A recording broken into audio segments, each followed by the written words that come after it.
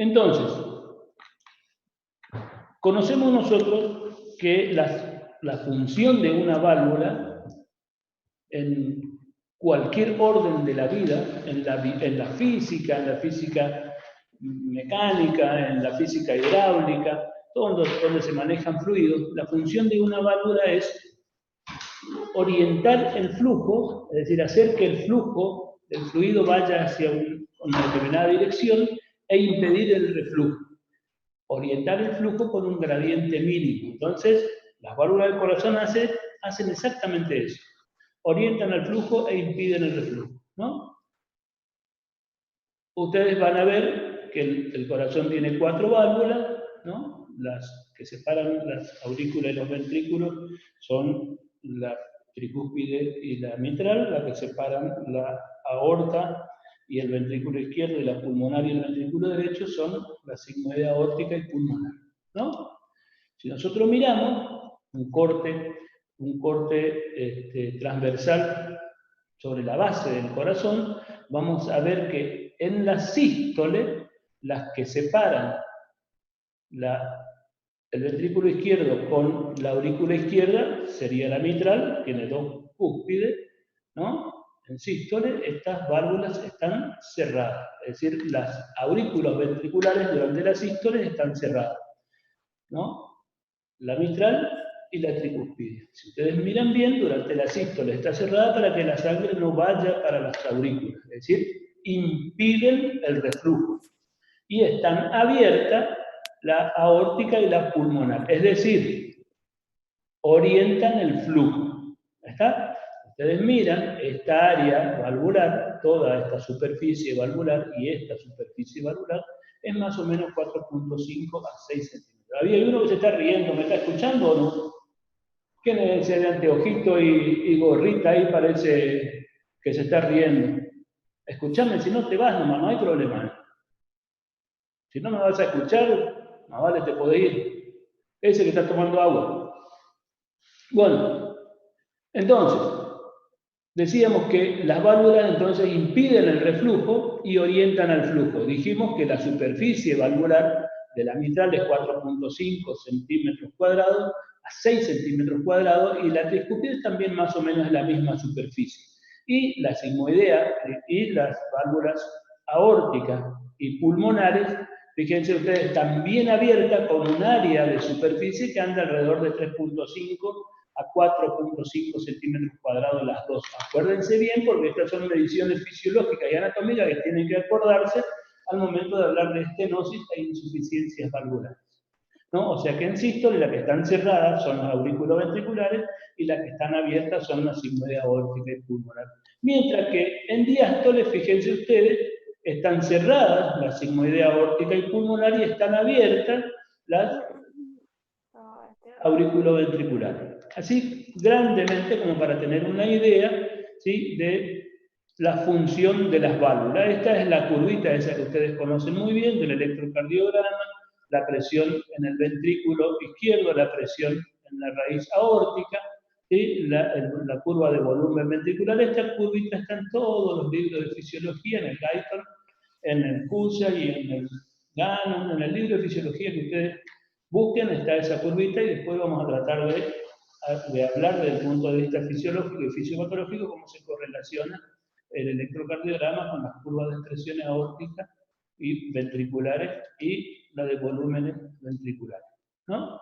De tal manera que la función del corazón normal es más o menos así, una animacioncita como para hacer un poquito más amenas las clases, ¿no? Entonces, nosotros vamos a ver que las válvulas, fíjense ustedes, esto sería una válvula en diástole y esto una válvula en sístole, siempre que hablemos de la sigmoidea aórtica, ¿no? Orientan el flujo, hacen unidireccional el flujo, impiden el reflujo, ¿no? Ausencia de gradiente diastólico auriculoventricular significativo y también ausencia de gradiente sistólico ventricular significativo. Vamos a comenzar con las valvulopatías aórticas, ¿no? Dentro de las valvulopatías aórticas tenemos la primera, que es por decir de alguna manera, por frecuencia, vamos a hablar de la estenosis aórtica.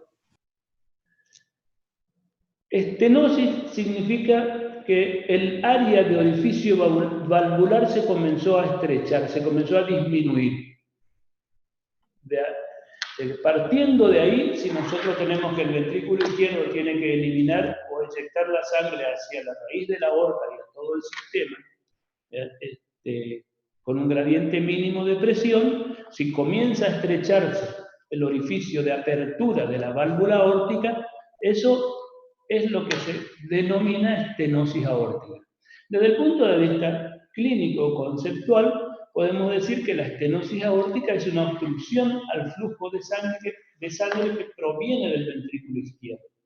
Es decir,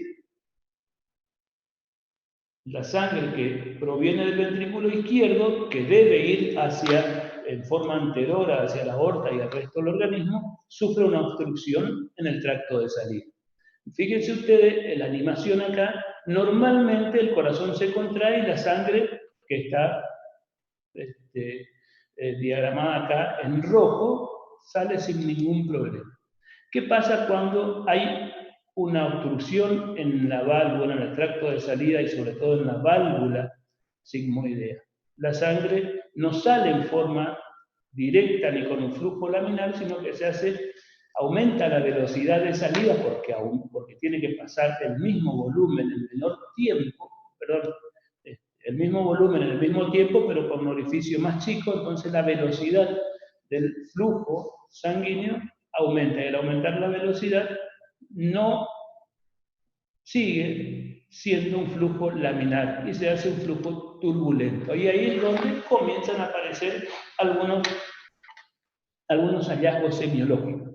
Desde el punto de vista del lugar anatómico donde puede estrecharse el tracto de salida de la aorta, podemos decir que puede ser en la válvula, exactamente en la válvula, que es una estenosis aórtica valvular, puede ser por arriba de la válvula, en ese caso hablamos de estenosis supravalvular, inmediatamente por encima, eso formaría parte o comienza a formar parte de lo que nosotros denominamos coartación, ¿sí? Coartación de aorta sería, o puede ser por debajo del anillo valvular y de la válvula. Entonces, nosotros denominamos estenosis subvalvular.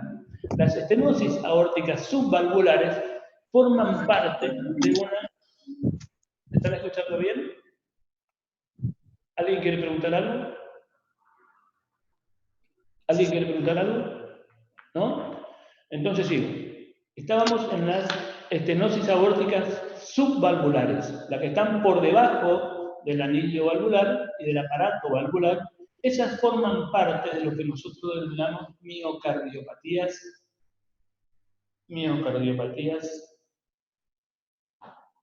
hipertrófica asimétrica del tabique o miocardiopatías hipertróficas asimétricas, simplemente, ¿sí? Que ocurren cuando hay una alteración genética, fundamentalmente, que hace que el tracto de salida del ventrículo izquierdo se hipertrofie, entonces, al momento del fin de la sístole, produce una obstrucción dinámica a la salida de la sangre del ventrículo izquierdo. ¿Sí? Entonces la estenosis aórtica puede ser valvular, puede ser supravalvular, que forma parte de las coartaciones, y subvalvular, que vendrían a formar parte de las miocardiopatías hipertróficas asimétricas. Dentro de las causas de estenosis aórticas y de estrechez y de disminución del área valvular, del área de apertura valvular, tenemos las causas degenerativas, las causas congénitas y las causas reumáticas. Fíjense ustedes que seguramente en alguna bibliografía que alguno pueda acceder, le van a hablar como que la estenosis aórtica, la causa más frecuente es la causa reumática. Bien, esto hasta hace unos 20 años atrás era más o menos así. La causa reumática era la causa más frecuente de estenosis aórtica. Pues bien, hoy tenemos que las causas degenerativas son más frecuentes, las congénitas le siguen y la reumática la tercera. Pero cuando nosotros vemos a un paciente con estenosis aórtica, bueno, uno de los primeros elementos que nosotros tenemos en cuenta en la historia clínica es la edad del paciente. Y respecto de la edad, fíjense ustedes que cuando el paciente tiene menos de 30 años, la edad no puede orientar hacia la causa de la estenosis. ¿Sí? Cuando son pacientes de menos de 30 años que tienen alguna manifestación clínica que nos hace sospechar estenosis aórtica, ¿sí? Ya nosotros tenemos que pensar que si tiene menos de 30 años y tiene una estenosis aórtica, lo más probable es que sea congénita. De 30 a 70 años, ¿sí? Lo más probable es que tenga que ver con calcificaciones degenerativas. Y dentro de esas calcificaciones degenerativas está relacionado con la válvula aórtica bicúspide. En general, en líneas generales, la válvula aórtica bicúspide es la causa más frecuente. Bueno, le seguiría la reumática o algunas otras alteraciones también de la formación de la válvula.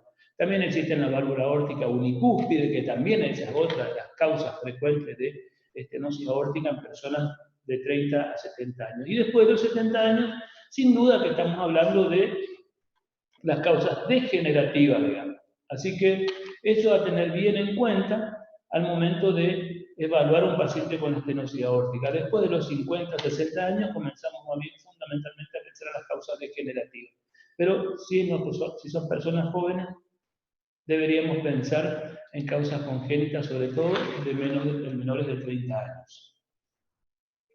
Bien, entonces tenemos que ir pensando desde el punto de vista fisiológico.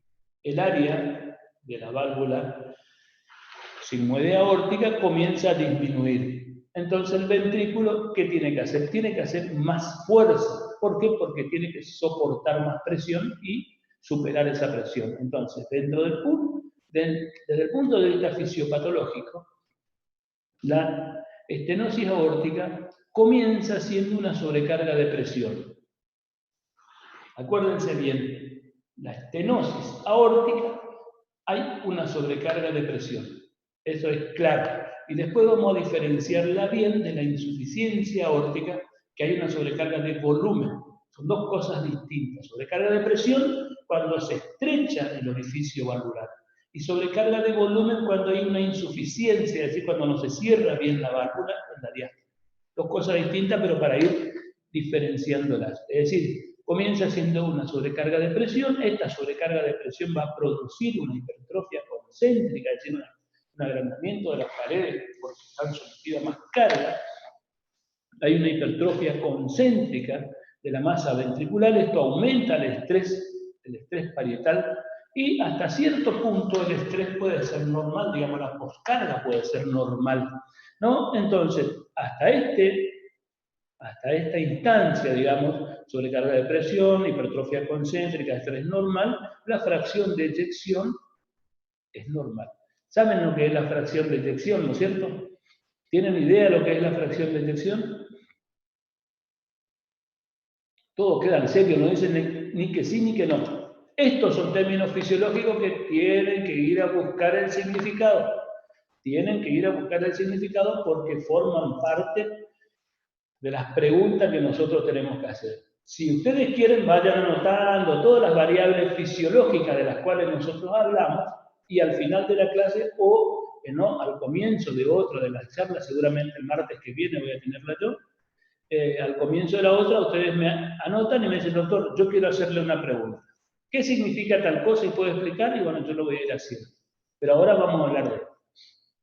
Entonces, hasta ahí, la fracción de eyección es normal, ¿no? Hasta este momento evolutivo y fisiopatológico de la estenosis aórtica. Sin embargo, la relación masa-perfusión miocárdica se comienza a volver inadecuada, es decir, la masa con respecto a la perfusión se comienza a volver inadecuada. Hay en cierto punto isquemia subendocárdica por aumento del estrés parietal y comienza a haber una alteración de la distensibilidad, es decir, durante la diástole no se relaja muy bien. Entonces es como que el ventrículo está mucho más rígido. Y al estar más rígido, para contener el mismo volumen, las presiones comienzan a aumentar. Las presiones del fin de diástole comienzan a aumentar.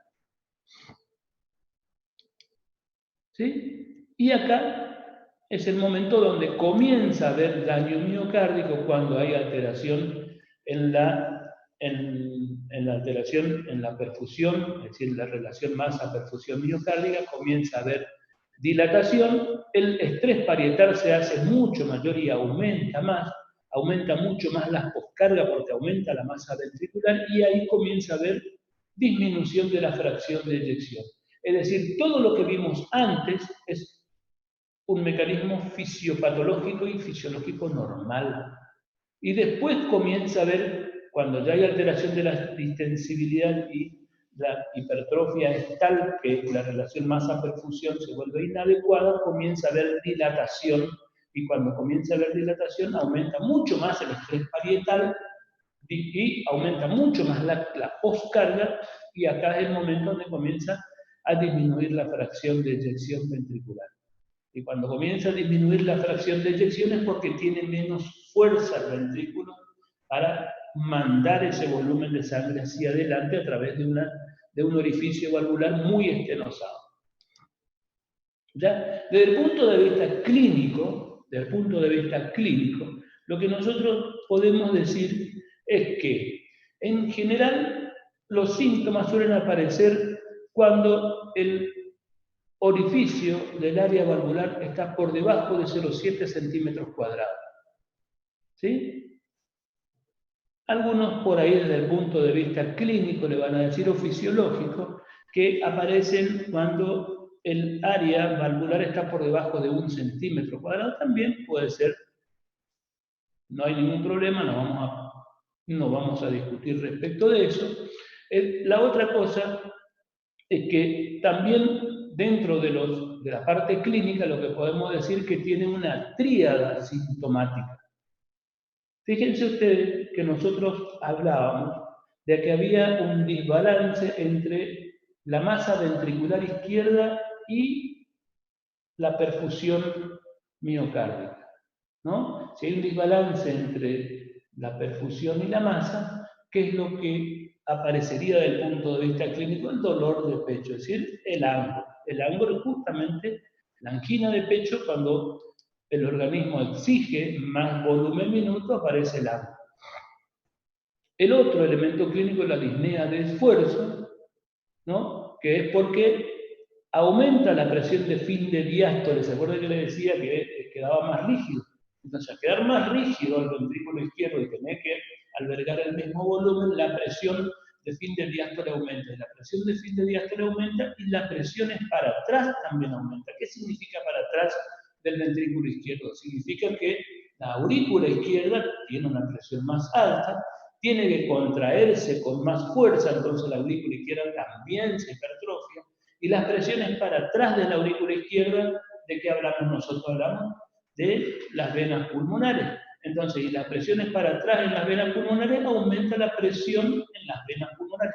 Y el aumento de presión en las venas pulmonares produce un desequilibrio en la ley de Starling, ¿se acuerdan? Para mantener los líquidos en los tejidos, y aumenta la presión hidrostática venosa. Y al aumentar la presión hidrostática venosa, ¿qué comienza a pasar con el líquido dentro del capilar? Comienza a salir dentro del capilar y comienza a aumentar el líquido del intersticio. ¿Y cómo se llama eso? Edema. Cuando aumenta la cantidad de líquido en el intersticio de un tejido, se llama edema. Es decir, entonces, la disnea de esfuerzo es por aumento de la presión diastólica en el ventrículo izquierdo. Y el otro elemento clínico es el ángulo. La disnea y el síncope son los tres elementos, bueno, la disnea que forma parte de la insuficiencia cardíaca y el otro elemento clínico es el síncope. Son los tres, la tríada de la estenosis aórtica. Lo primero que suele aparecer desde el punto de vista clínico en la historia natural es el síncope.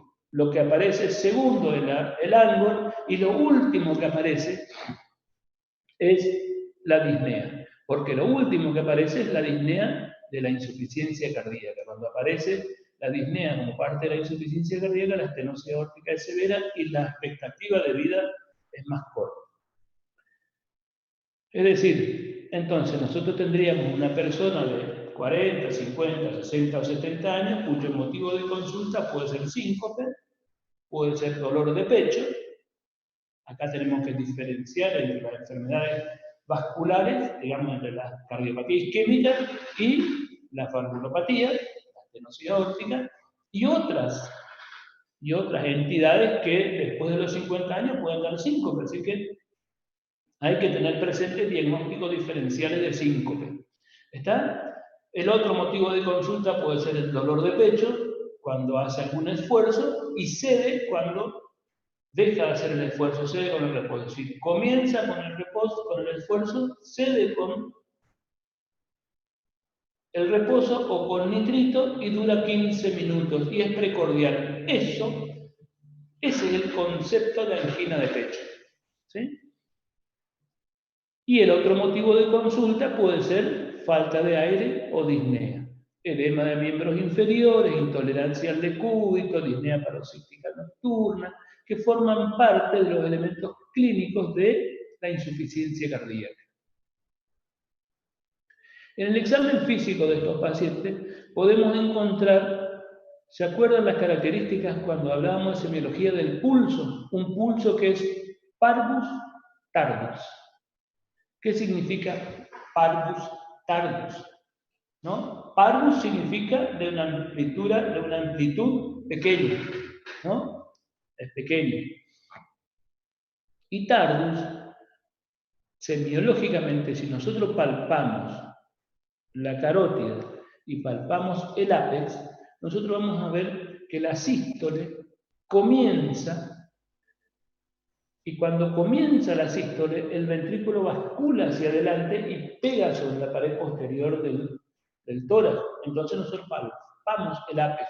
La punta del ventrículo izquierdo está pegando sobre la pared posterior, nosotros palpamos el ápex. Y después de eso, recién comenzamos a palpar el ascenso del pulso. Por eso se llama tardus, porque llega más tarde, ¿sí? Disminución de la amplitud y de la velocidad de ascenso del pulso. En el cuello podemos escuchar un soplo sistólico.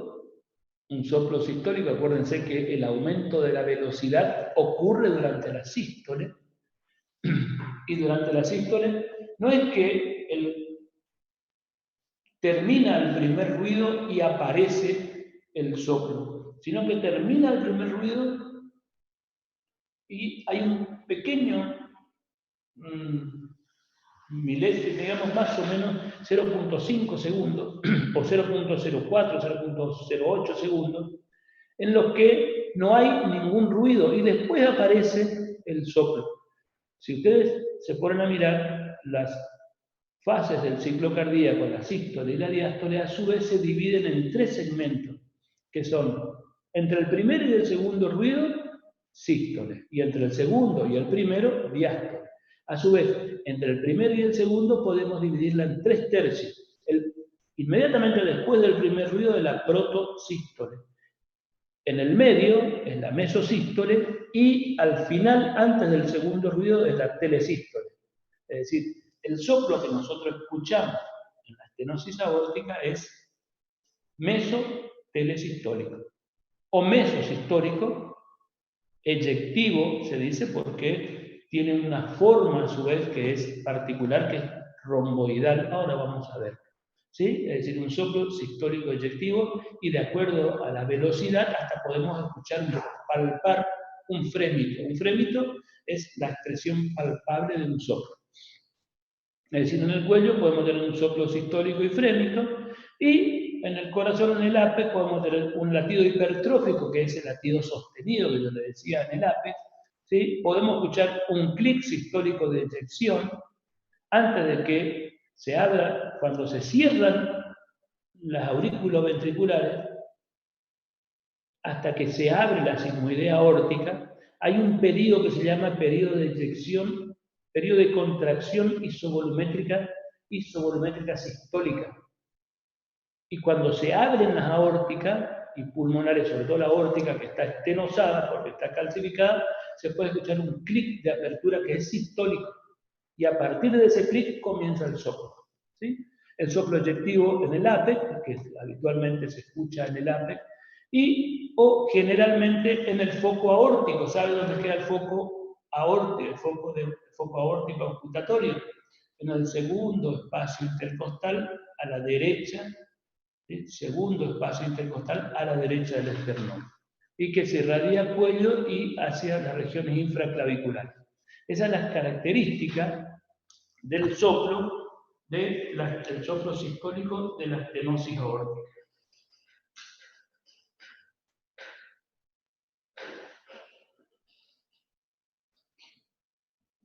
Bueno,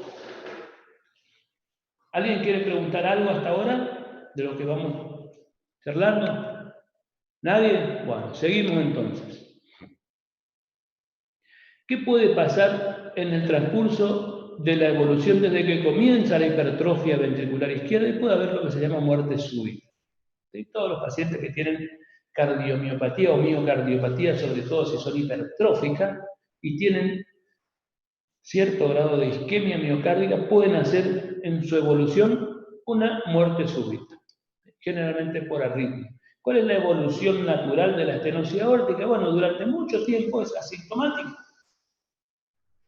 Desde que tiene un área de 4 centímetros, un área de apertura aórtica de 4 centímetros, se comienza a achicar, hasta que llega a 1,5 centímetros de área, prácticamente no hay síntomas. Y esto demora años, 10, 15 años, 20 años, a veces un poco más. ¿Está? O sea que es asintomático durante mucho tiempo y cuando comienza a tener síntomas ya cambia el pronóstico. Está la sobrevida con el Angor, fíjense ustedes, y con el síncope de 2 a 3 años y con insuficiencia cardíaca 2 años. Algunos hablan de 6 meses a 1,6. Bueno, de todas formas, 2 años, es decir, cuando aparece la insuficiencia cardíaca, el pronóstico es malo, empeora. ¿Sí? En todo este marco evolutivo, estos pacientes, si tienen ritmo sinusal, van a andar relativamente con pocos síntomas, pero cuando si en algún momento evolutivo tienen una arritmia, una fibrilación auricular, seguramente se van a descompensar y son causa de descompensación. ¿Cómo se hace el diagnóstico de insuficiencia cardíaca? Bueno, hay un cuadro clínico. ¿Cómo se hace el diagnóstico de las enfermedades? Los diagnósticos de todas las enfermedades se hacen primero con un cuadro clínico. ¿Cómo es ese cuadro clínico? Comienza con un motivo de consulta. ¿Cuál puede ser el motivo de consulta? Dolor de pecho. Y yo subí la escalera que subo siempre para ir a dar la clase en la facultad y al terminar los 20 escalones que hay en la escalera, tuve un mareo, se me bajó la presión, se me oscureció la vista. Eso es un equivalente sincopal o un síncope de esfuerzo. ¿Está? Entonces puede ser síncope de esfuerzo o al subir la escalera una opresión en el pecho. Descansé 3 minutos antes de sentarme en el salón para el Zoom y me pasó. Entonces voy y le consulto a la tarde a otro médico, me escucha, me oculta y me va a escuchar un soplo sistólico, eyectivo, ¿no? Eso puede ser. También puede ser que yo sea cabeza dura y dentro de 3 años recién consulte, cuando ya tengo signos y síntomas de insuficiencia, disnea, edema de miembros inferiores, intolerancia al decúbito, ortopnea, disnea parasítica nocturna, ingurgitación yugular. ¿Se acuerdan todos esos elementos de la insuficiencia cardíaca de semiología que hablábamos? Bueno, eso van a encontrar. Y seguramente si nos vemos en agosto, vamos a tratar de ver pacientes con estos cuadros para que esto se los quede grabado bien. Es decir, hay un cuadro clínico, ¿sí?, que forma parte, estos son los elementos clínicos que forman. El examen físico en el pulso que vamos a tratar, dijimos, un pulso parvus tardus, ¿está? Podemos encontrar el soplo sistólico eyectivo de las características que le dije. Y tenemos que hacer estudios complementarios. ¿Qué estudios complementarios son los de primer nivel? El electrocardiograma, la radiografía de tórax, el eco ya formaría parte de otro nivel y los estudios hemodinámicos de otro nivel. ¿Qué encontraríamos en el electrocardiograma en un paciente que tiene estenosis aórtica? Dijimos que los elementos fisiopatológicos eran la sobrecarga de presión y eso llevaba a una hipertrofia ventricular izquierda. ¿Qué veríamos en el electrocardiograma? Signo de hipertrofia ventricular izquierda. También podemos ver bloqueo completo de la rama izquierda. Ustedes se acuerdan por fisiología que las vejigas, después de salir del nódulo auriculoventricular, se dividían en la rama derecha y la rama izquierda de las vejigas, ¿no? La rama izquierda, cuando se bloquea, produce una imagen electrocardiográfica que es particular, que generalmente nos dice y nos habla a nosotros de que hay una miocardiopatía y de que esa miocardiopatía es hipertrófica. En la radiografía de tórax, ¿qué podemos ver en un paciente que tiene estenosis aórtica? Bueno, en general suelen haber pocas alteraciones radiográficas, la silueta cardíaca inicialmente y hasta muy entrado el cuadro puede ser normal, la silueta cardíaca puede ser normal. Algunas veces se ve dilatación de la raíz aórtica, una dilatación postestenótica. También podemos ver calcificaciones de la aorta o del aparato valvular, muy raramente. Y sí, en la ecografía, en el ecocardiograma, podemos ver alteraciones de los velos, de las valvas, digamos, ¿no? Engrosamiento y calcificación. Podemos ver el grado, el espesor de las paredes ventriculares, ¿sí? La hipertrofia, digamos.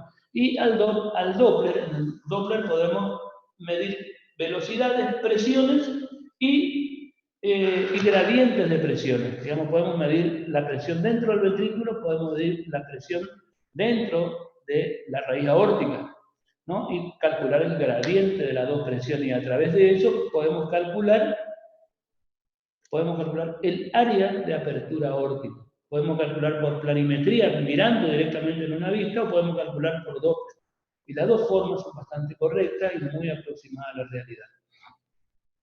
Y después el estudio hemodinámico, que habla de la severidad de la estenosis, y el estudio hemodinámico, en el contexto de una valvulopatía, sobre todo las valvulopatías que afectan a personas de más de 55 o 60 años, se hacen fundamentalmente para evaluar el árbol coronario. Porque ya hoy día, con el estudio Doppler, ya tenemos las indicaciones, ya podemos conocer casi todo, podemos conocer casi todas las variables y las condiciones hemodinámicas de un paciente que tiene una estenosis aórtica.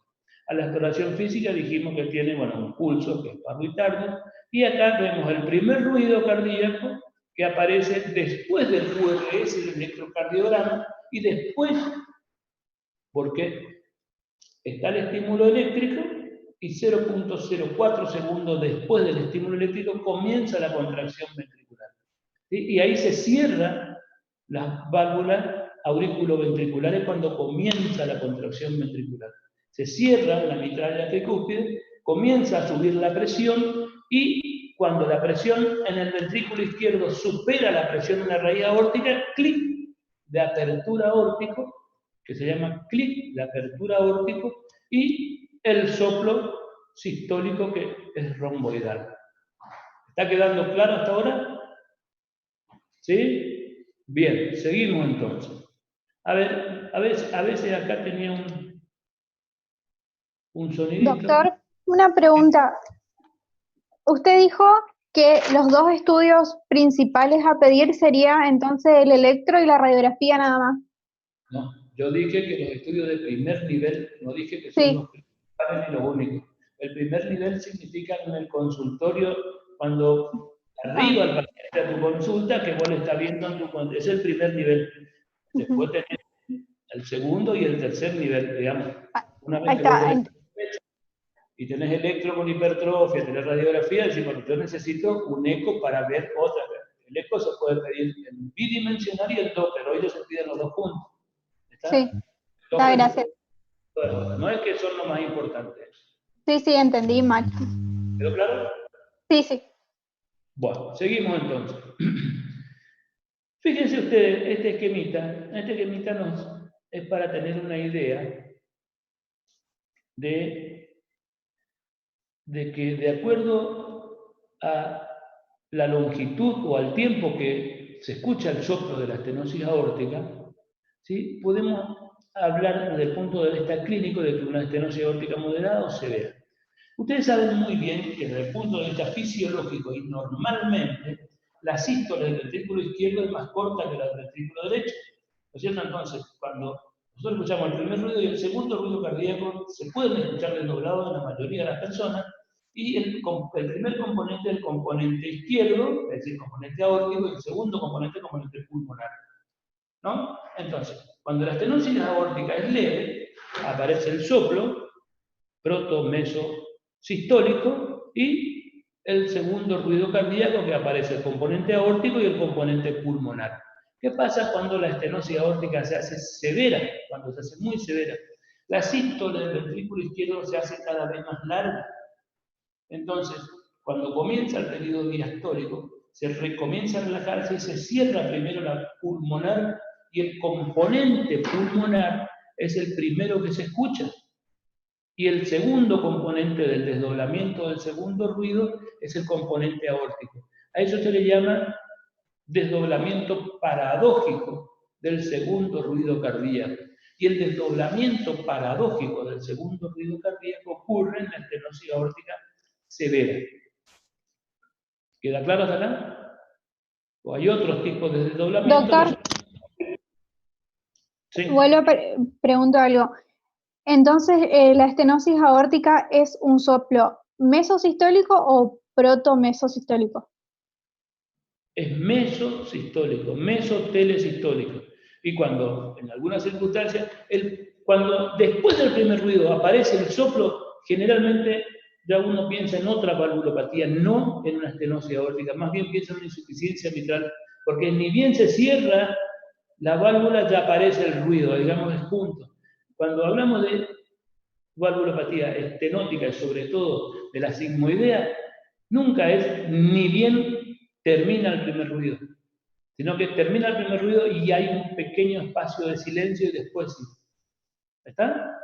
Sería mesotelesistólico. Está, gracias. ¿Sí? Seguimos. Bueno, y dijimos que en el electrocardiograma aparecen signos de hipertrofia ventricular izquierda, la R alta en D1, en ABL, la S profunda en B1, B2 y la R alta con alteración en ST, B5, B6. Ya vamos a ir viendo esto, ¿sí? Pero esta es la imagen típica de una hipertrofia ventricular izquierda en el electrocardiograma. ¿Sí? La imagen radiográfica, dijimos que podemos ver esto, que es la dilatación postestenótica. No hay mucha alteración en la silueta cardíaca ni en la relación cardiotorácica, pero sí se ve la dilatación postestenótica y el pedículo aórtico es bastante alto. Esto habla de una silueta cardíaca de configuración izquierda en la radiografía de tórax. ¿Cómo se trata la estenosis aórtica? Bueno, en primer lugar, prevenir la endocarditis infecciosa, todas las valvulopatías, todas las alteraciones estructurales valvulares del corazón predispone a que si hay bacteremias, a que si aparecen gérmenes en la sangre por alguna circunstancia, colonicen ese lugar donde está la pequeña malformación y produzca una endocarditis, ¿no? Prevenir endocarditis infecciosa, prevención de un nuevo episodio de fiebre reumática o de enfermedad reumática, en el caso de que la causa haya sido enfermedad reumática, ¿sí? Control periódico para seguimiento para ver el grado de repercusión de la valvulopatía en el ventrículo izquierdo. Podemos tomar a un paciente de 30 años con un soplo sistólico. Evaluamos, tiene un electrocardiograma que tiene poca hipertrofia o no tiene hipertrofia, la radiografía de tórax está bien, no tiene síntomas, le hacemos un ecocardio y vemos que tiene una válvula aórtica bicúspide con una buena presión de tensión y una apertura valvular de 3.5 centímetros cuadrados. Ese tiene una válvula aórtica bicúspide, va a tener una estenosis aórtica seguro, pero tiene 35 años, ¿y por qué le vamos a reemplazar la válvula aórtica ahora? Podemos ver 10 o 15 años más, seguimiento anual, después cuando comienza a haber hipertrofia, seguimiento cada 6 meses, y para ir viendo la repercusión que tiene esa estenosis en el ventrículo izquierdo, para tratar de tomarle bien a tiempo la decisión del reemplazo valvular. Bueno, control periódico para seguimiento de la repercusión sobre el ventrículo izquierdo. Y acá dijimos que con el eco Doppler podíamos medir las presiones, los gradientes transvalvulares. Bueno, con un gradiente de más o menos 50 milímetros de mercurio asintomático, limitar esfuerzo físico y control cada 6 meses. Gradiente pico de 50. El gradiente pico, que sería el máximo gradiente entre el ventrículo y la raíz de aorta, ahí, porque ahí donde comienza el 50 milímetros de mercurio, acuérdense, porque en el comienzo es el gradiente pico, ¿sí? Y después comienza el gradiente medio. Cuando es el gradiente pico de 50, es porque ya comenzó a afectar. Digamos, ustedes miran la presión en la aurícula izquierda, está, perdón, en la raíz aórtica está 130 milímetros de mercurio. Y dentro del ventrículo izquierdo está 180 milímetros de mercurio. Significa que está contrayéndose, haciendo mucha fuerza para que suba la presión. Ahí es el gradiente. Cuando es 50, perfecto, hay que seguir controlando cada 6 meses. Sobre todo si es asintomático y con buena fracción de detección. ¿Está? Cuando comienzan, bueno, en este estadio podemos comenzar con beta bloqueante y diurético, dosis baja, con mucho cuidado, ¿no? Cuando comienza a haber síntomas y el gradiente medio se hace de 50 milímetros de mercurio y el gradiente pico de 70 milímetros de mercurio o más y tiene síntomas, lo más probable es que el área valvular esté por debajo de 0,5 centímetros cuadrados por metro cuadrado de superficie corporal, que eso indica un área total para un individuo de 75-80 kilos de 0,7 centímetros cuadrados total. ¿Sí? Entonces, hasta ahí es la indicación de reemplazo valvular. También se puede indicar las estatinas, que dicen que enlentecen la progresión de la estenosis. Y dijimos que el tratamiento era reemplazo valvular, pero también existe en la actualidad lo que se llama valvuloplastia aórtica percutánea con balón. Es una opción, sobre todo en los niños que tienen estenosis aórtica severa, como una cardiopatía que puede ser univalvar, por ejemplo, una aórtica univalvar, ¿no? En ese caso se puede utilizar en los niños una valvuloplastia con balón, ¿no? Una opción en niños, y como puente hacia una cirugía en pacientes que están muy comprometidos. Es decir, nosotros le dilatamos el orificio valvular con un baloncito y mejora el gradiente, aumenta el área, pero generalmente, por eso es que no es una técnica que se practica en todos los pacientes con estenosis aórtica. Nosotros hablamos de personas de más de 50 años, de más de 50 años tienen un aparato valvular que está calcificado, entonces nosotros dilatamos y no es que se abren las comisuras, pueden romperse algunas valvas y ahí producir, después de la dilatación, cierto grado de insuficiencia. Y las insuficiencias valvulares agudas en el corazón son muy mal toleradas y puede ser peor todavía que una estenosis. Así que las insuficiencias valvulares agudas, graves sobre todo, son muy mal toleradas. Por eso es que la dilatación con balón tiene muy pocas indicaciones. Vamos a hacer un resumencito entonces de estenosis aórtica. Es una de las valvulopatías más frecuentes, la causa degenerativa es una de las causas más frecuentes. Bueno, ya dijimos en los pacientes jóvenes, menos de 30 años, puede ser la aórtica bicúspide, ¿sí? Y los adultos pueden ser la causa reumática, ¿no? Estenosis mitral aórtica de causa reumática. Y después tenemos las miocardiopatías, sobre todo las subvalvulares, y hay otras enfermedades que pueden predisponer a estenosis aórtica. Desde el punto de vista fisiopatológico, entonces hay una estrechez del orificio de salida del ventrículo izquierdo hacia la aorta y comienza a haber una hipertrofia ventricular izquierda. Y este es el gradiente que yo le hablo.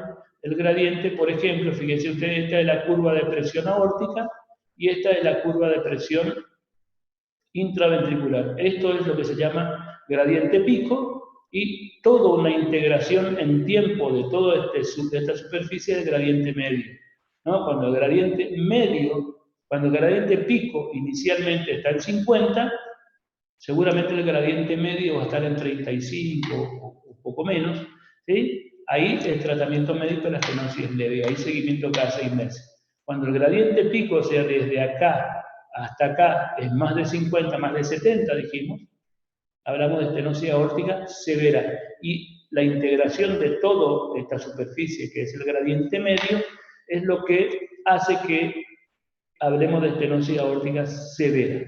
¿no? Bueno, el gradiente sistólico es muy aumentado, el gradiente ventricular aórtico, esto rapidito para repasar, aumento de la poscarga, e insuficiencia cardíaca, el gradiente sistólico, ya dijimos los valores, ¿no? Bueno, y esto lo que hace hacer es que disminuye el gasto cardíaco, ¿no? Pero bueno, lo que hay que tener en cuenta, siempre que una valvulopatía llega a un fallo diastólico, ¿no? La contracción auricular puede ser adecuada, bueno, es muy necesaria, porque si la contracción auricular disminuye, es decir, y la contracción auricular ocurre cuando hay ritmo sinusal. ¿Se acuerdan que habíamos dicho que cuando aparece una fibrilación auricular es una causa de descompensación? Bien, un ventrículo rígido necesita que la aurícula se contraiga para tener el volumen de fin de diástole adecuado. Porque esa patada auricular, esa cebada auricular, normalmente contribuye con nada más que hasta el 4 o 5% del volumen de fin de diástole del ventrículo izquierdo. En situación normal. Pero ¿qué pasa cuando el corazón está más rígido, cuando hay fallos, cuando no se relaja bien? La contracción auricular puede contribuir con hasta el 30% del volumen de fin de diástole. Y eso es mucho en volumen. Si el volumen de fin de diástole disminuye mucho el volumen sistólico. Y si disminuye mucho el volumen sistólico, comienza a aparecer signo de insuficiencia cardíaca, antegrado. ¿Está? Bien. Parece que entienden por ahí. Desde el punto de vista clínico, ya dijimos mucho tiempo asintomático, vamos a pasar rápido esto, ¿no? Porque ya hemos hablado de casi todo. Bueno, el tratamiento es de sustitución valvular, ¿no? Y hay dos grandes grupos de prótesis, la prótesis biológica y la prótesis mecánica. La diferencia entre ambas es que la prótesis biológica tiene un tiempo de vida útil normofuncional que anda alrededor de los 10 años, 15 aproximadamente. No deben recibir anticoagulación en casi todas circunstancias, a veces sí, ¿no? Y eso se reserva para los reemplazos valvulares en personas de más de 70 años. Entonces no le agregamos el riesgo de tomar un anticoagulante por lo que le queda de vida, ¿no? Después tenemos, bueno, en las embarazadas a veces, o los que tienen contraindicaciones para anticoagulaciones, las mecánicas, se reserva para personas más jóvenes, ¿sí? Y deben recibir anticoagulante oral y llevarle a un tiempo de protrombina de alrededor de 25 segundos o a un RIN de 2.5 a 3.5 por riesgo de trombosis y disfunción, de trombosis valvular y disfunción valvular, ¿no? Entonces, la estenosis aórtica, cuando es severa y tiene síntomas, cuando es severa, cuando el área valvular está por debajo de 1 centímetro cuadrado o de 0,7 centímetros cuadrados por metro cuadrado de superficie corporal, tiene síntomas, o cuando tiene un gradiente de más de 70 milímetros de mercurio. ¿Estamos acá? Ahí consideramos una estenosis aórtica severa. Cuando tiene síntomas, cuando tiene gradiente de más de 70 y un área valvular de menos de 0,7 centímetros cuadrados. ¿Estamos hasta ahí? Ahí es severa. Entonces el tratamiento es quirúrgico. La estenosis aórtica severa con pocos síntomas o asintomática, que es lo que tenemos que hacer, ver si el gradiente es más de 70 o si la fracción de eyección está por debajo de 50%. En ese caso, el tratamiento es quirúrgico. ¿Queda claro hasta acá? Bueno, esto vamos a pasar rápido. De todas formas, el niño con obstrucción severa, lo que se hace es una valvuloplastia.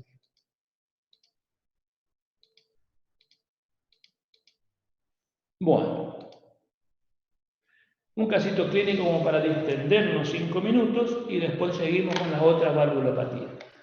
Paciente de 74 años de edad, sintomático, tiene síntomas, diagnóstico de estenosis valvular aórtica severa, degenerativa, calcificada, ¿sí?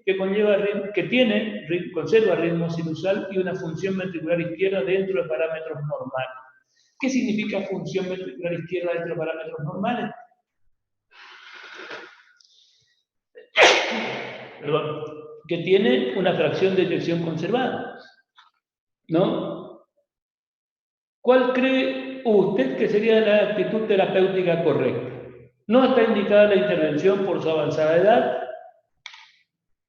2. Estaría indicada la intervención, pero esperando al deterioro de la función ventricular. 3. Está indicada la intervención para plástica valvular, es decir, para dilatación con balón.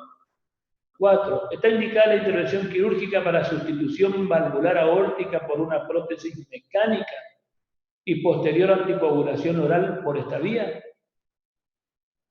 oral por vida. Y 5. Está indicada la intervención quirúrgica para sustitución valvular aórtica por una prótesis biológica. ¿Cuál le parece a ustedes que es la opción correcta? Porque viejito le dejamos.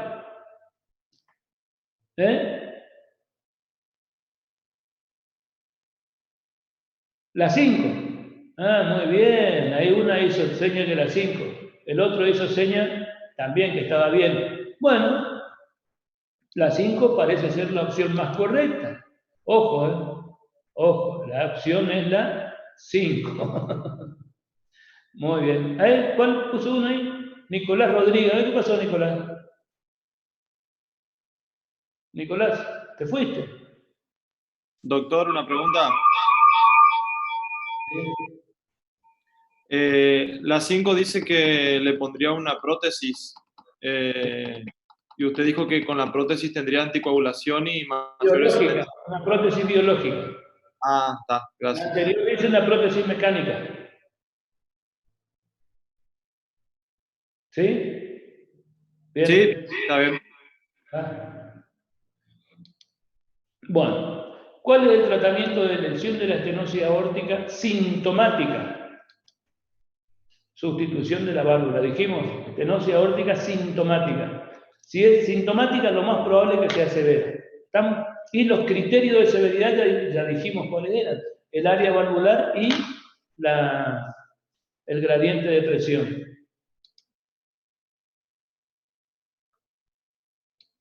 Bueno, ¿cuál es el tratamiento de lesión en estenosis aórtica sintomática?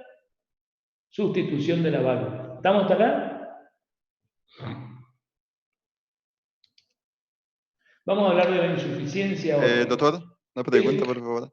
En una estenosis leve o asintomática, digamos, ¿hay algún tratamiento medicamentoso que se puede dar? Un segundito, no sé quién está hablando, pero trate de que yo entienda lo que dice, porque si no, no entiendo.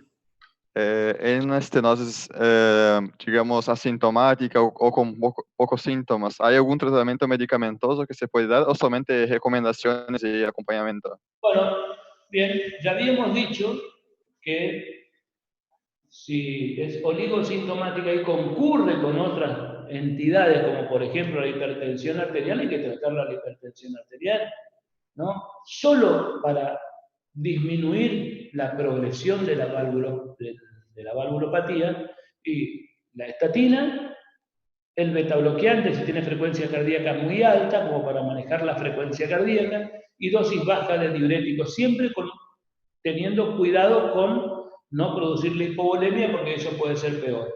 En los pacientes que tienen además cardiopatía isquémica, que pueden tener cardiopatía isquémica agregada, el tratamiento habitual de la cardiopatía isquémica con vasodilatadores, y ojo también en la estenosis aórtica con los vasodilatadores, que sobre todo cuando hay estenosis aórtica severa, un vasodilatador de acción directa puede estar contraindicado y producir síntomas, desencadenar síntomas, como por ejemplo síncope. Es decir, el tratamiento de la concomitancia o de las comorbilidades en la estenosis aórtica se puede hacer hasta leve, moderado, sin ningún problema, pero cuando comienzan a entrar en la fase severa de la estenosis aórtica, donde el gradiente es muy alto, hay que tener mucho cuidado, aún con los beta bloqueadores.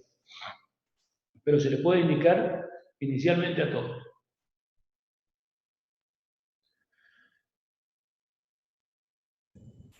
Vamos a hablar de insuficiencia aórtica. Y seguramente vamos a hablar de estas dos valvulopatías nada más ahora, Y ¿ustedes tienen el Power? ¿Alcanzaron a recibir? Yo mandé hoy a las 11, 11:30, Sí, 11:20. doctor, está el Power en la plataforma. ¿No escucho? Está el Power en la plataforma, sí. Está perfecto, o sea que pueden leer bien y el martes que viene nos vamos a encontrar y vamos a terminar la otra valvulopatía y vamos a comenzar lo del electro. Bueno, vamos a hablar de insuficiencia aórtica, ¿no? Es una situación patológica funcional y clínica asociada a una incompetencia de la válvula aórtica. ¿Sí? Acá la válvula aórtica no puede cerrarse bien, entonces no es competente.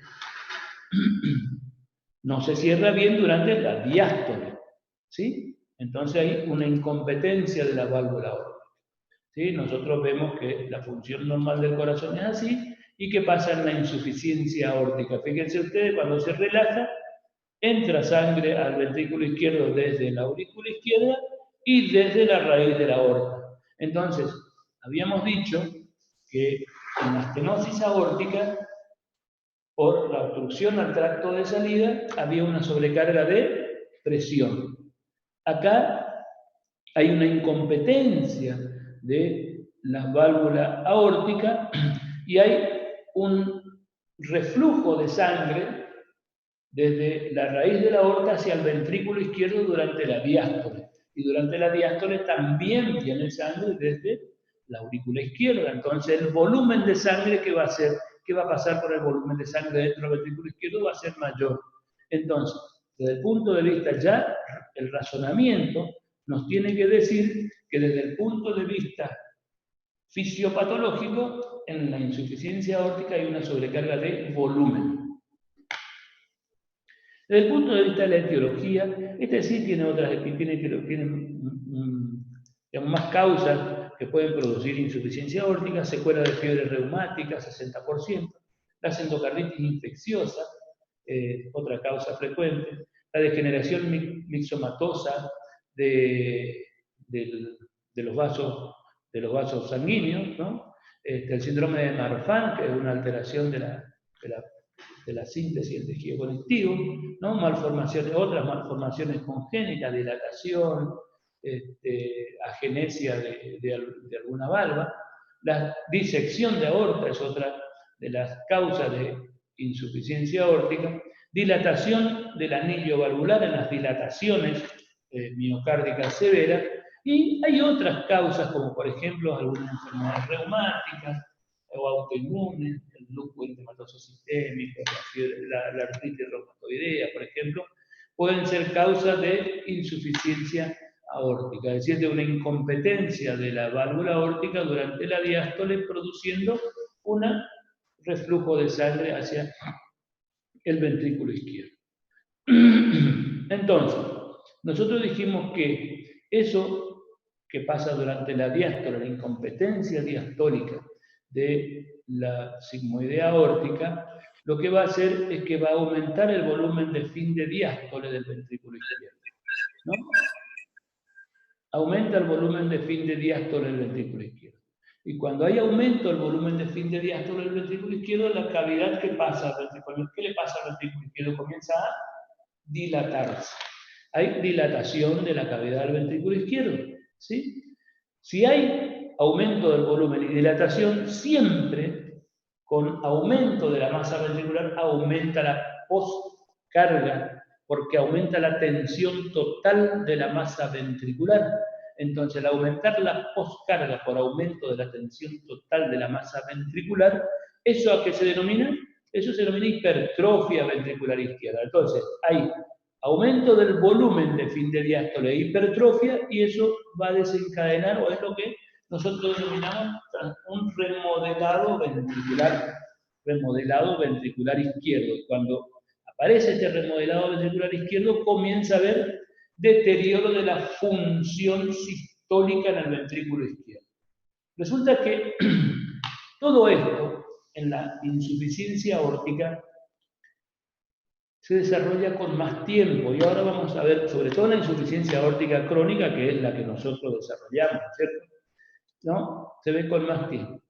Desde el punto de vista de la clínica, la sintomatología, es secundaria a las siguientes condiciones. Aumento del volumen cardíaco y del volumen de eyección, es decir, el ventrículo se dilata, queda grande, aumenta el volumen y aumenta el volumen de eyección anterógrado. Entonces, ¿se acuerdan ustedes cuál es el volumen de fin de diástole en el ventrículo izquierdo? Ah, la fisiología, les cuento. Tienen que leer fisiología cardíaca. ¿Sí? Tienen que leer los parámetros y todos los índices que nosotros manejamos en cardiología, sobre todo en fisiología, porque de ahí comienza el razonamiento básico para explicar un cuadro clínico. Entonces, aumento del volumen cardíaco y del volumen de eyección, que tenga o no un trastorno coronario y que aparezca o no un trastorno de contractilidad miocárdica. Fundamentalmente, los síntomas son palpitaciones. ¿Qué son las palpitaciones? ¿Alguien me responde?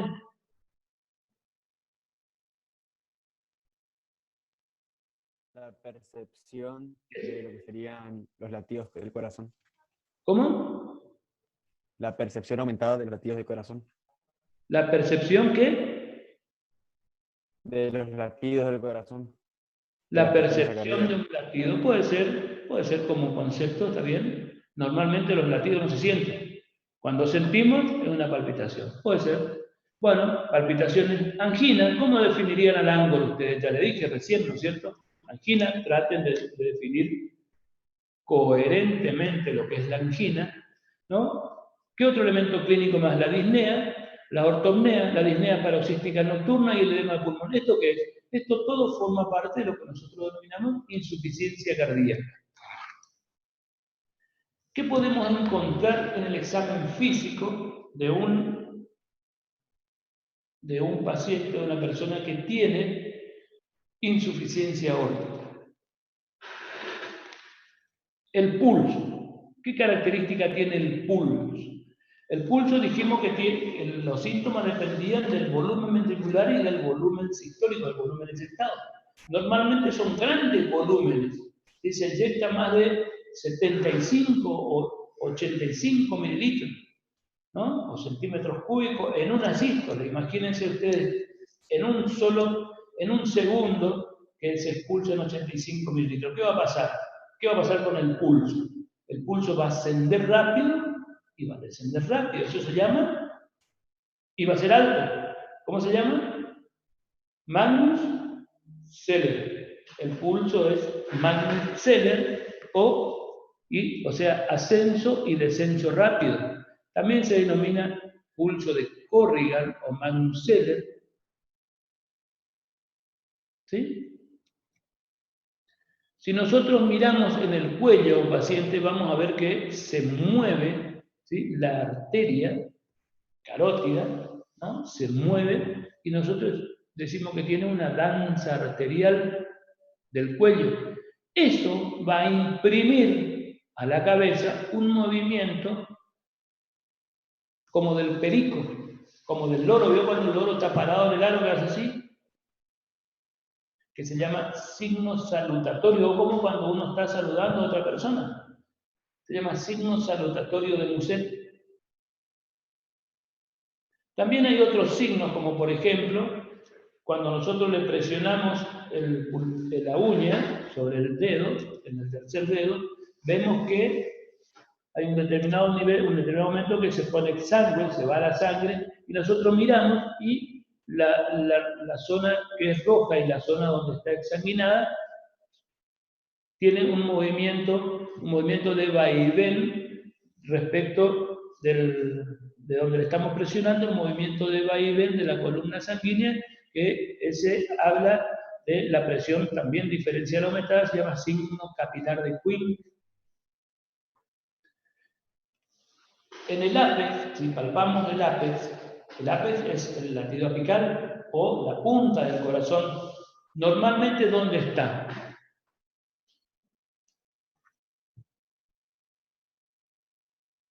Bueno, el ápex se desplaza hacia abajo y a la izquierda. Yo le voy a decir dónde le podemos encontrar. Le podemos encontrar en el quinto o sexto espacio intercostal línea axilar anterior o línea axilar media. Es decir, se va hacia abajo y hacia la izquierda.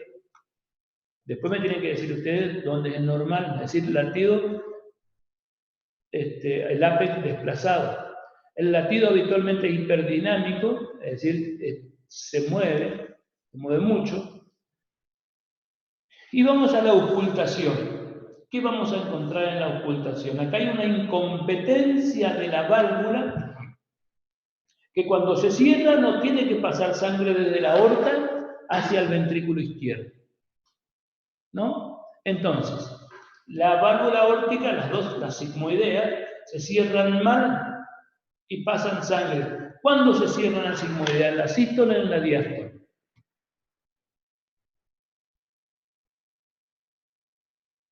En la diástole se cierran. Y no dejan pasar la sangre desde la aorta hacia el ventrículo. Se cierran mal y pasa sangre desde la aorta hacia el ventrículo. Puede aparecer un soplo que es diastólico, precoz. Este es protodiastólico, en decrescendo. Es decir, comienza siendo más amplio y después disminuye, porque las presiones se equilibran. ¿Está? Es decir, el soplo de la insuficiencia aórtica inicialmente es un soplo diastólico precoz o protodiastólico en decrescendo. ¿Está? Que se escucha en el borde lateral, el borde esternal izquierdo, ¿sí? En el borde esternal izquierdo. También en algunas circunstancias podemos escuchar un soplo sistólico. Acuérdense ustedes que elimina un volumen muy amplio en poco tiempo, o sea que la velocidad sistólica también puede ser aumentada, así que podemos escuchar un soplo sistólico por eyección de grandes volúmenes y un soplo diastólico precoz, que esa es la valvulopatía que nosotros estamos hablando. A veces, justamente por el reflujo de sangre desde el ventrículo, desde la aorta hacia el ventrículo izquierdo, hace que la válvula mitral se cierre precozmente, ¿sí? Y produce un soplo tardío en el ápex, se llama soplo de Austin-Flint. Entonces, como va cayendo sangre desde el ventrículo, desde la aorta hacia el ventrículo izquierdo, va levantando la valva posterior de la mitral, y cuando la mitral se contrae, produce un soplo diastólico tardío en la punta. ¿Está? En la punta del corazón. Ese se llama soplo de Austin-Flint y ese es de estenosis mitral relativa por insuficiencia aórtica. ¿Estamos acá? Sí. ¿Y ese soplo de Austin-Flint es...? Mucho bien. ¿Hola? Sí. ¿Ahora sí? Ah. ¿El soplo de Austin-Flint sería mesodiastólico? Mesotelediastólico, exactamente. Chao. Esa es la pregunta. Muchas gracias. Sí. Y también podemos encontrar desde el punto de vista, en el examen físico semiológico, aumento de la presión arterial, aumento de la diferencia de presión arterial entre miembros superiores e inferiores. Es el signo de Hill.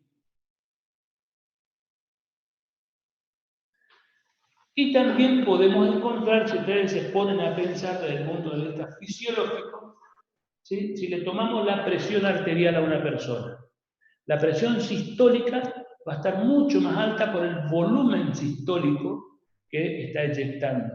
Y la presión diastólica está mucho más baja. La diferencia entre la presión sistólica y la presión diastólica, ¿cómo se llama? Se llama presión diferencial.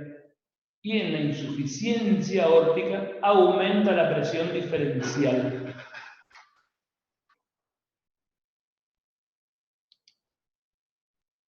También dijimos que la insuficiencia aórtica leve podemos encontrar soplo protodiastólico, poco intenso, es difícil de escuchar y de registrar, y la tensión diastólica es normal, porque si se cierra mal la válvula sigmoidea, la presión diastólica cada vez va a ser más alta, pero en la insuficiencia aórtica leve la presión diastólica es normal. En la insuficiencia aórtica leve. Fíjense ustedes qué pasa con la insuficiencia aórtica moderada. Soplo protomesodiastólico se hace un poquito más largo, decreciente, siempre es decreciente. ¿Está? Y la tensión diastólica está entre 40 y 60. ¿Qué pasa con la tensión diastólica acá? Comienza a disminuir y aumenta la presión diferencial. Y acá ya empieza a aparecer el pulso célebre.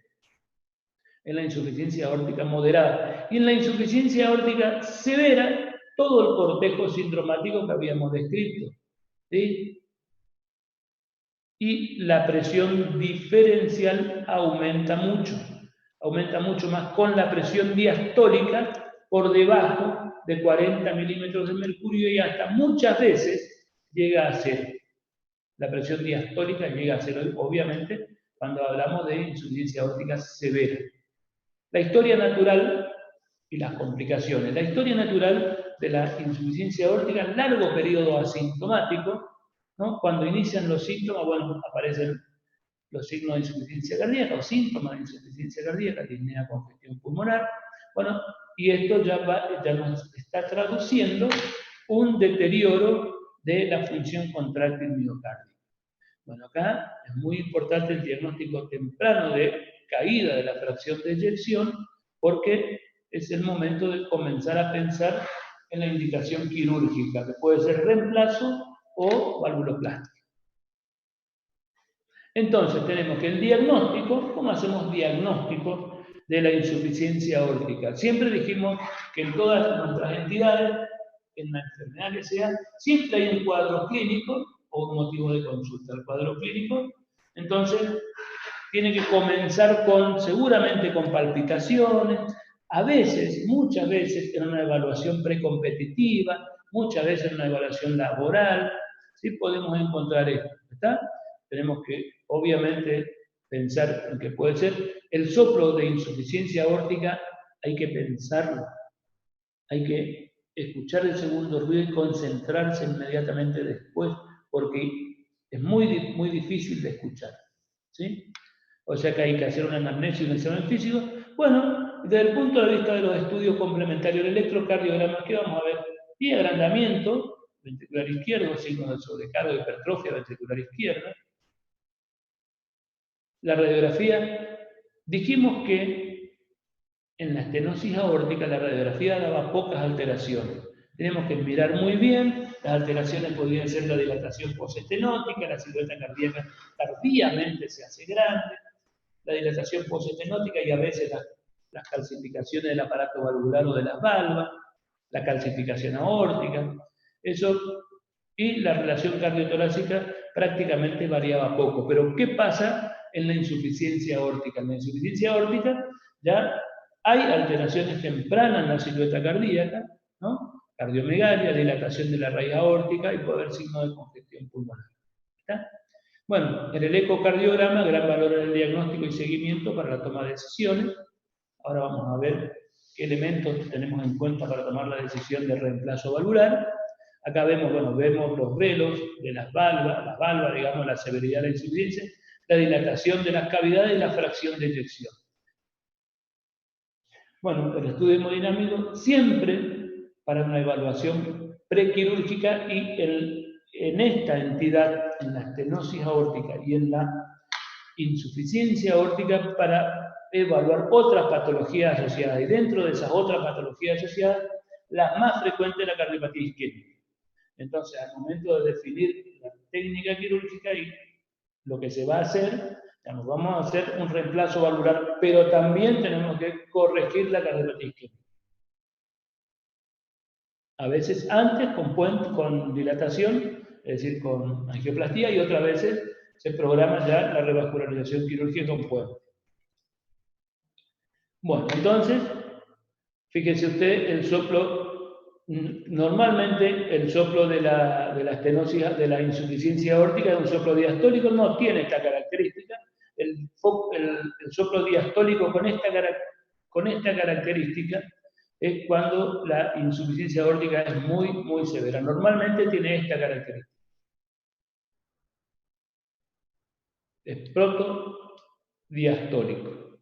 Y esto es como para hacer una diferenciación de las valvulopatías, y en qué momento escuchamos el soplo. La estenosis aórtica, fíjense ustedes, este es el primer ruido, este es el segundo ruido cardíaco, sístole y diástole. La estenosis aórtica comienza después de la protosístole, proto-meso-sistólico eyectivo romboidal. La insuficiencia mitral, es decir, la válvula mitral no se termina de cerrar completamente y no hace la tensión, ¿no?, que hace el músculo papilar y las cuerdas tendinosas. Entonces comienza la contracción y inmediatamente después del primer ruido ya aparece todo un soplo que se llama soplo en barra.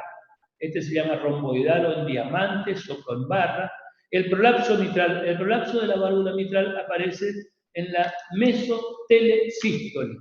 Mesotelesístole, es decir, la mitral primero se cierra bien y después es como que se relaja un poco el músculo papilar y la válvula hace una insuficiencia mitral tardía. Entonces aparece el clic más el soplo mesotelesistólico. La regurgitación tricuspidia se parece mucho a la de la insuficiencia mitral, ¿sí?, pero de menor intensidad.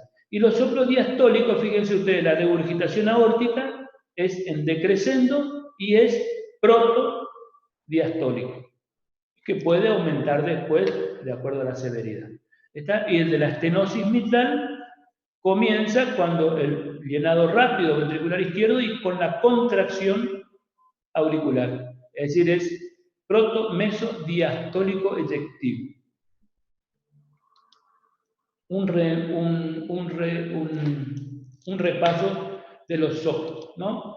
Entonces, la estenosis aórtica, en el electrocardiograma que vamos a ver, hipertrofia ventricular izquierda, podemos ver descenso del ST, la radiografía de tórax podemos ver cardiomegalia, dilatación de la raíz aórtica, y este es un electrocardiograma.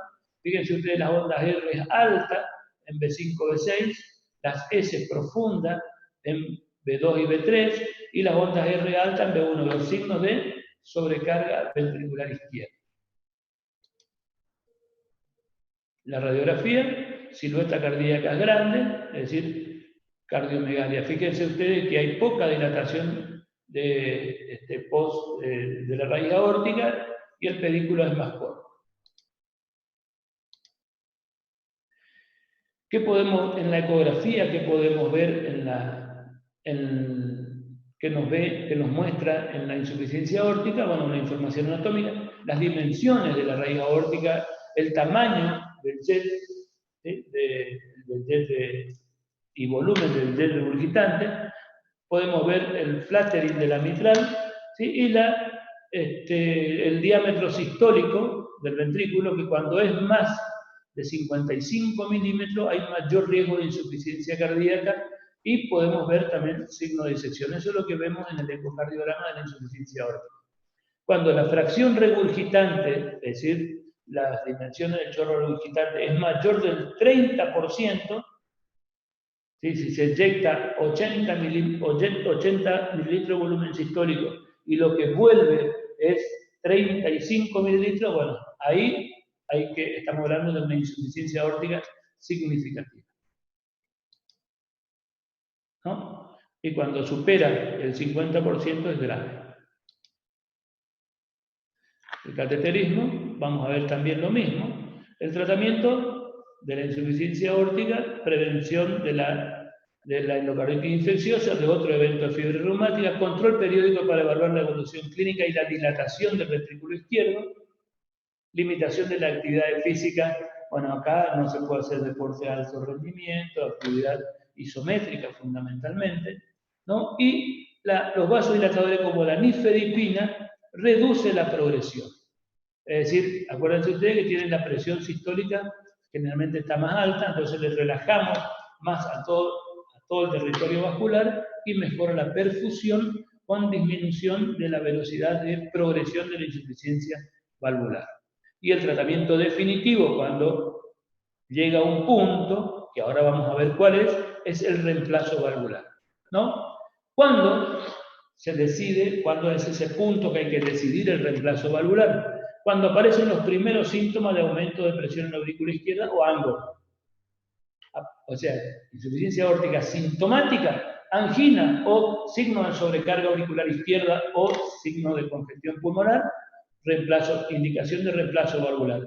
Dilatación ventricular izquierda progresiva cuando el diámetro sistólico del ventrículo izquierdo, supera los 55 milímetros, es otro parámetro de severidad, o cuando la fracción de eyección está por debajo del 50%, ¿no? O cuando la fracción de eyección está por debajo del 50%, porque ahí suele tener mala evolución postoperatoria. Bueno, también tenemos que otros indicadores de riesgo elevado son los siguientes: volumen diastólico de más de 150 mililitros, muy alto, o volumen de fin de sístole de más de 60 mililitros, también es muy alto. Yo me voy a detener acá, y las valvulopatías pulmonar, la estenosis e insuficiencia son cortitas. Vamos a discutir la semana que viene, el martes de la semana que viene. Léanlo bien y ya vengan preparados con varias preguntas, así podemos responder, y si leen bien la clase va a ser cortita y podemos comenzar lo de electrocardiografía. Esta noche voy a levantar una clase de electrocardiograma, de lo básico de electrocardiografía, así que también les sugiero que lean para el martes que viene. Así que buenas tardes, que pasen bien y que puedan estudiar. Hasta luego. ¿Cómo cierro acá? Ok, gracias. Hasta luego, doctor. ¿Qué? Gracias, doctor, por la clase.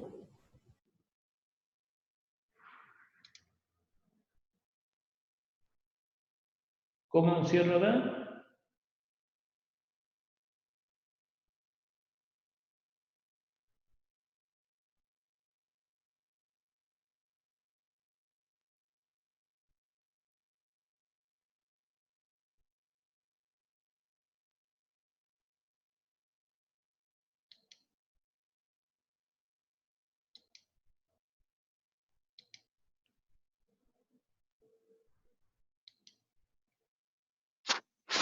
Debe haber un botón que diga ahí salir. Usted presiona ahí y ahí se cancela la videollamada. ¿Dónde presiona? Ahí arriba debe decir una opción salir en color rojo. Usted presiona ahí y ahí sale. ¿Esta? Debe haber ahí un botón que dice salir de color rojo. Doc, ahora finalizo yo, no se preocupe. Le habla Rolando, ahora finalizo yo. Ah, bueno.